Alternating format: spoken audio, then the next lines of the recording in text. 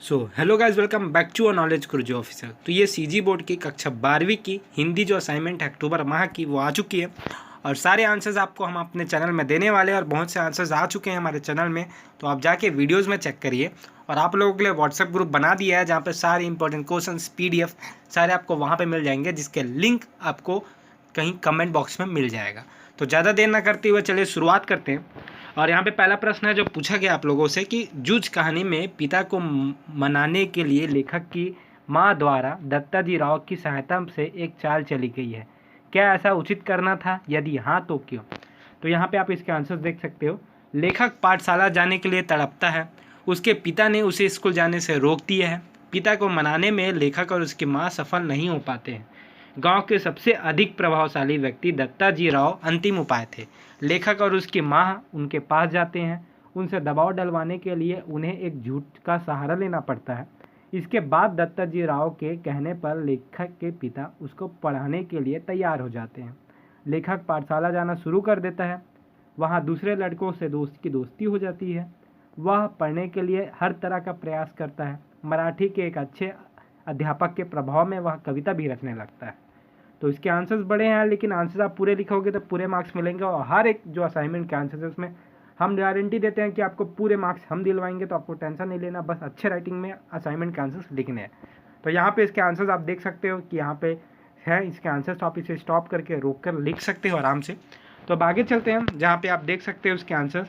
तो इस प्रकार इसके आंसर्स हैं। तो दूसरा क्वेश्चन है जो है, पहलवान की ढोलक की आवाज़ के पूरे गाँव पर क्या असर होता है, लिखिए। तो यहाँ पे ढोलक की आवाज़ से रात की जो विभीषिका और सन्नाटा कम होता था। महामारी से पीड़ित लोगों की नसों में बिजली सी दौड़ जाती थी। उनकी आंखों के सामने दंगल का दृश्य साकार हो जाता था और वे अपनी पीड़ा भूल खुशी खुशी मौत को गले लगा लेते थे। इस प्रकार ढोल की आवाज़ मित्र पाए गांव वालों की नसों में संजीवनी शक्ति को भर बीमारी से लड़ने की प्रेरणा देती थी। तो इस प्रकार इसके आंसर्स हैं। अब आगे चलते हैं जहाँ पे प्रश्न 3 है, सहज स्वीकारा है।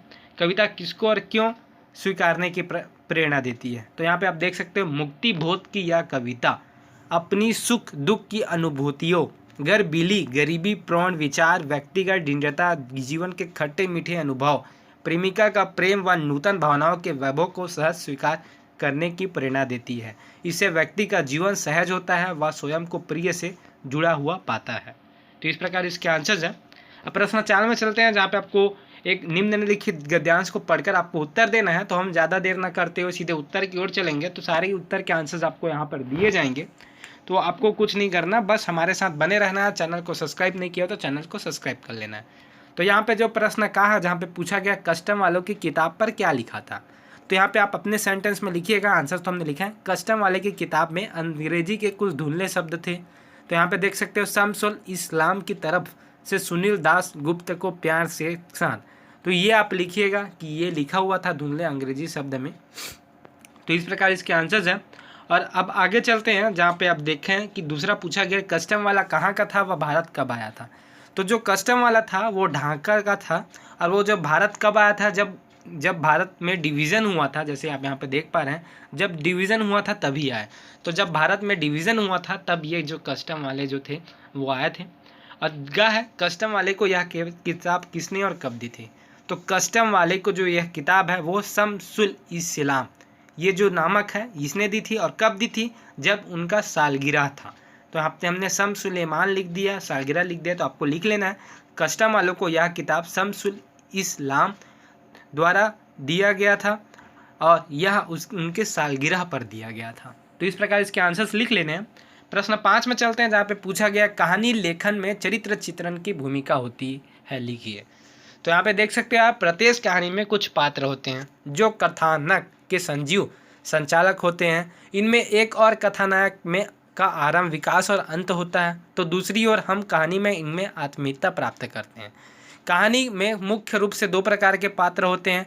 पहला वर्गगत, अर्थात जो अपने वर्ग की विशेषताओं का प्रतिनिधित्व करता है, और दूसरा है व्यक्तिगत, वे पात्र जिनकी निजी विशेषताएं होती हैं। तो कहानी में पात्रों की संख्या सीमित होनी चाहिए। कहानी में लेखक की दृष्टि प्रमुख पात्र की चरित्र पर अधिक होती है, इसलिए अन्य पात्रों के चरित्र का विकास मुख्य पात्र के सहारे ही होना चाहिए। तो यहाँ पे है, कहानी में पात्रों की संख्या अधिक ना हो, प्रमुख पात्र का चरित्र ही क्षण भर के लिए अमित प्रभाव छोड़कर चला जाए।